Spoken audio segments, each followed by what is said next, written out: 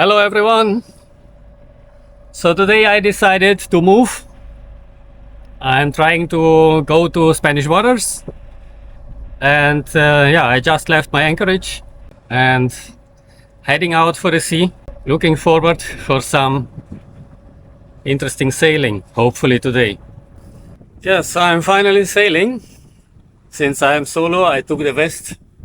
You never know. And as you can see,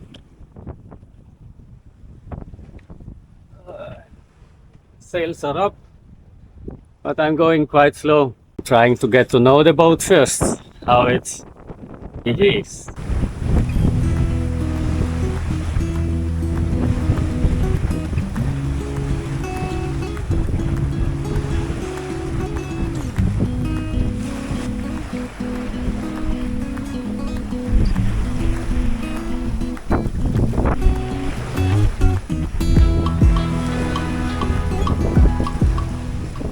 So it seems I'm sailing,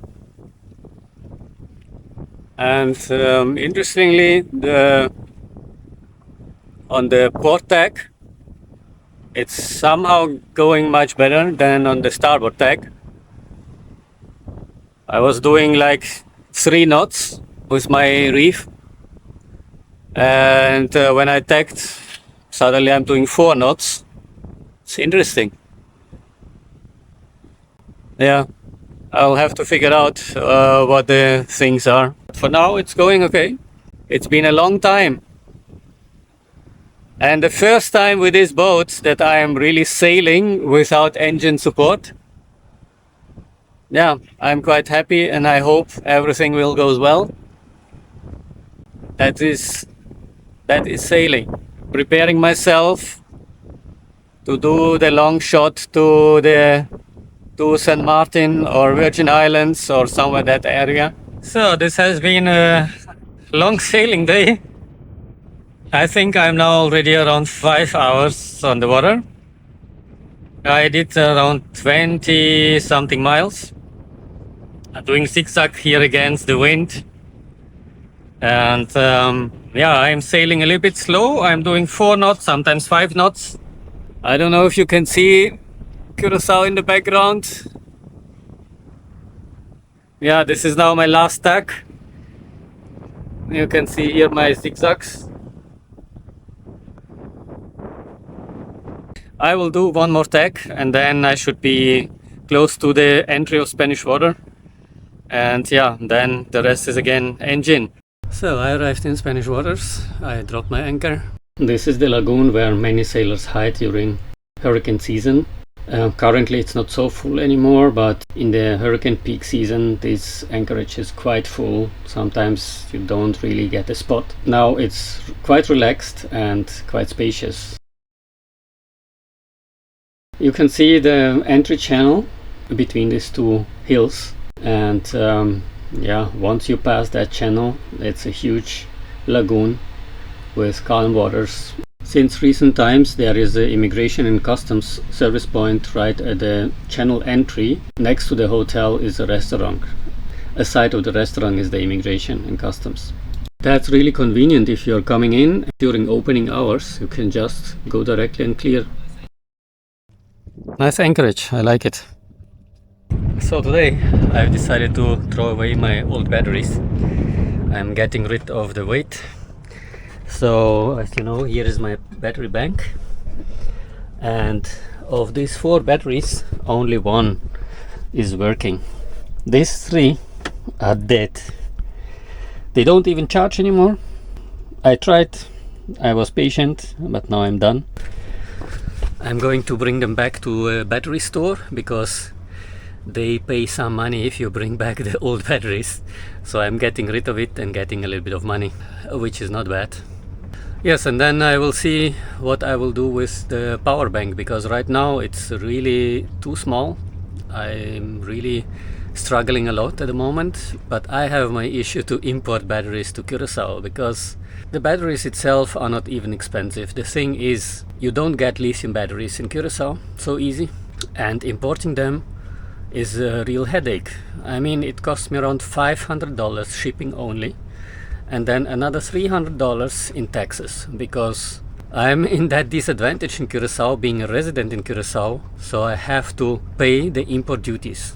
Every sailor that is coming here with his own boat is a yacht in transit and doesn't pay any import tax. So I've decided not to do that because I was paying too much taxes already for all the stuff that I put in my boat. And the import tax in Curaçao, it's 19.5%. And I just don't see why I should do that. So I'm either going to sail away either to another neighbor island, or I will go straight up to St. Martin and do the upgrades over there, because this is nonsense. This is just throwing out money. But I'm getting rid of the old batteries because I don't need to carry them around with me if they are useless. And 3 batteries, that is easily 90 kilos, maybe 100, I don't know. It's really not the best place to work on. Not the most comfortable work to do. I have to redo my rigging tension, and that's what I'm going to do now.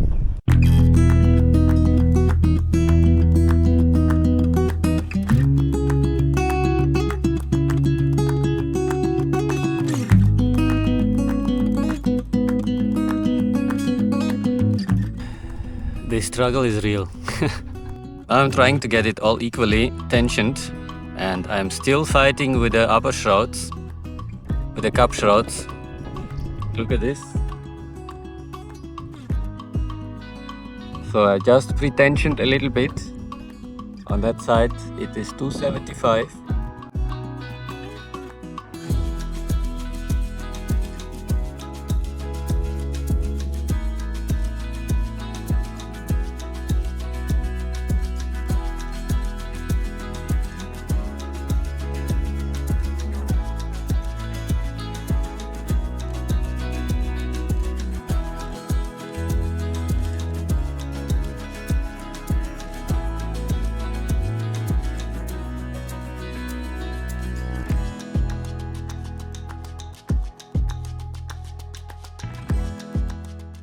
I finished with my rigging. Unfortunately, my camera died in the middle of the process because I'm using the DJI Osmo Action 3, and this camera is a little bit sensitive when it stays too long in the sun. I placed the camera on the bow, and while I was working it got too much sun and turned off. But the rigging is now adjusted. All the tensions are done to the suggested tension, and now it will be the moment of truth, going out testing again, which I'm planning to do these upcoming days. What I did too was diving below the boat and cleaning the hull, even though I have a new anti-fouling, but since I'm not moving much, the barnacles really grow very fast, and it's crazy how fast it goes here in Curaçao waters.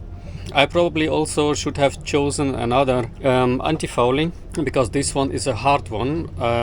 I didn't know very much about it, and then I was collecting information, and it was suggested to me to use a C-Jet, the 2 component with the copper powder additionally. This is the C-Jet 39. It's quite a hard one. It doesn't wash off easily, so that means at the moment I have to do that by hand, snorkel around the boat and clean it. And as you can see, that was my scraper versus barnacles.